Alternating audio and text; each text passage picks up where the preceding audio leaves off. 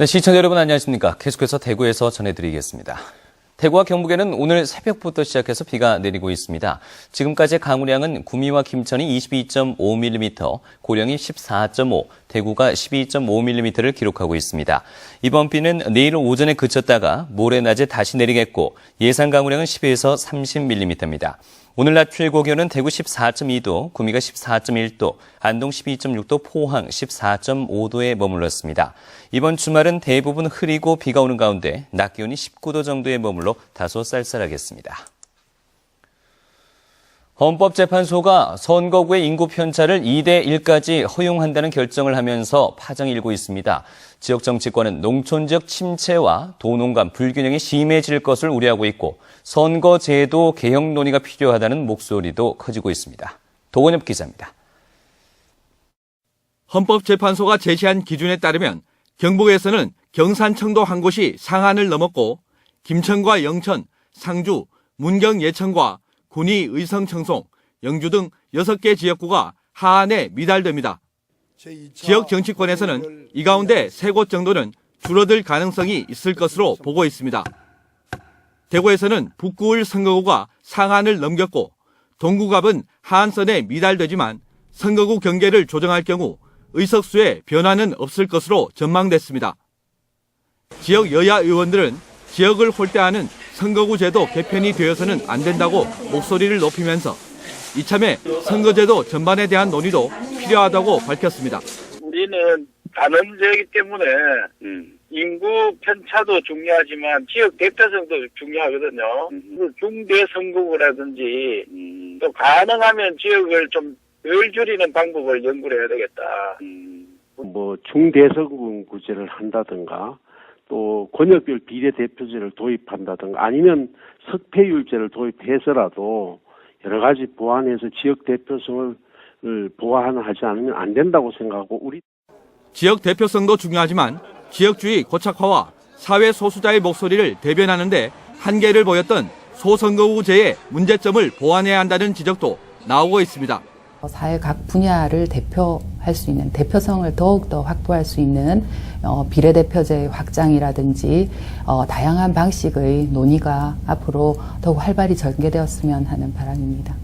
절차적 민주주의가 자리 잡은 이후 최대 규모의 선거구 개편인 만큼 이번 기회를 선거제도를 전면적으로 개혁하는 계기로 삼아야 한다는 목소리가 나오고 있습니다. MBC 뉴스 도건협입니다. 오늘 오전 7시 50분쯤 경북 군위군 우보면의 한 국도에서 시내버스와 1톤 트럭이 충돌해 트럭 운전자 59살 김모 씨가 숨지고 시내버스 승객 28명이 다쳐 인근병원에서 치료받고 있습니다. 경찰은 트럭이 빗길에 미끄러지면서 중앙선을 넘어 시내버스와 정면 충돌한 것으로 보고 시내버스 블랙박스 등을 토대로 정확한 경위를 조사하고 있습니다. 경북 지역 상업용 부동산의 3분기 투자 수익률이 2분기보다 하락하고 공실률은 상승한 것으로 나타났습니다. 국토교통부에 따르면 경북 지역의 3분기 오피스 빌딩의 투자 수익률은 0.98%로 2분기보다 0.86%포인트 떨어졌으며 매장용 빌딩의 투자 수익률은 1.04%로 0.69%포인트 하락했습니다. 반면 매장용 빌딩의 공실률은 17.5%로 1.5%포인트 높아졌고 오피스 빌딩의 공실률도 0.6%포인트 상승했습니다. 경상북도 교육청은 도내 마이스터 고등학교의 입시 경쟁률이 평균 1.45대 1로 집계됐다고 밝혔습니다. 학교별로는 울진의 한국 원자력 마이스터고가 80명 모집에 146명이 지원해 1.8대 1로 가장 높고 구미 전자공고 1.5대 1, 포항제철공고 1.3대 1, 금호공고 1.4대 1로 나타났습니다. 한편 도내 48개 특성화고의 가업 승계자와 취업 희망자 특별 전형에서는 3,131명 모집에 4,395명의 학생이 지원해 평균 1.4대 1의 경쟁률을 보였습니다. 대구시와 주민자치위원 연합회가 공동으로 마련한 주민자치위원 역량 강화 워크숍이 오늘 오전 인터물고 엑스코에서 열렸습니다. 대구 시민들의 시정 참여 활성화를 위해서 마련된 이번 역량 강화 워크숍에는 300여 명의 주민자치위원과 공무원 등이 참석해서 전문가의 강의를 듣고 대구시의 주민자치 현황과 혈안을 확인하면서 활동 방향에 대한 의견을 나눴습니다. 대구시는 주민자치위원들이 주민의 리더로서 역량을 키울 수 있도록 다양한 프로그램을 마련해 참여하도록 할 계획입니다. 자원봉사의 참뜻을 널리 알리고 자원봉사자를 격려하기 위해서 마련된 대구 자원봉사 박람회가 엑스코 야외 공연장에서 오늘 오후 2시 개막한 가운데 내일까지 열립니다. 올해로 9번째를 맞는 대구 자원봉사 박람회에는 생애 주기별 자원봉사관과 재능나눔관 등 다양한 자원봉사 체험 부스가 마련됐고 문화 공연과 시민 어울림 한마당 축제도 펼쳐졌습니다. 단체 교섭 결렬로 대립했던 포항 시내 버스 노사가 6시간에 걸친 마라톤 회의 끝에 극적으로 교섭이 타결됐습니다.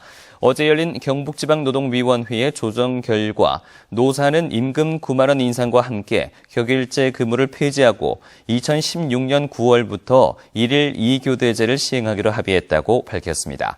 다음 달 7일 노조 찬반 투표가 남았지만 우려됐던 9년 만의 버스 파업은 없을 전망입니다. 가을철 산불 조심 기간인 내일부터 12월 15일까지 시군이 비상근무에 들어갑니다. 이 기간에 시군은 산불 방지 대책본부를 설치하고 직원들이 비상근무를 하며 산불 위험이 큰 지역은 입산 통제 구역으로 지정하고 주요 등산로 일부는 한시적으로 통제합니다. 전국적으로 최근 10년간 연평균 387건의 산불이 발생했고 이 가운데 7.5%인 29건이 가을철에 집중됐습니다. 지금까지 대구에서 전해드렸습니다. 고맙습니다.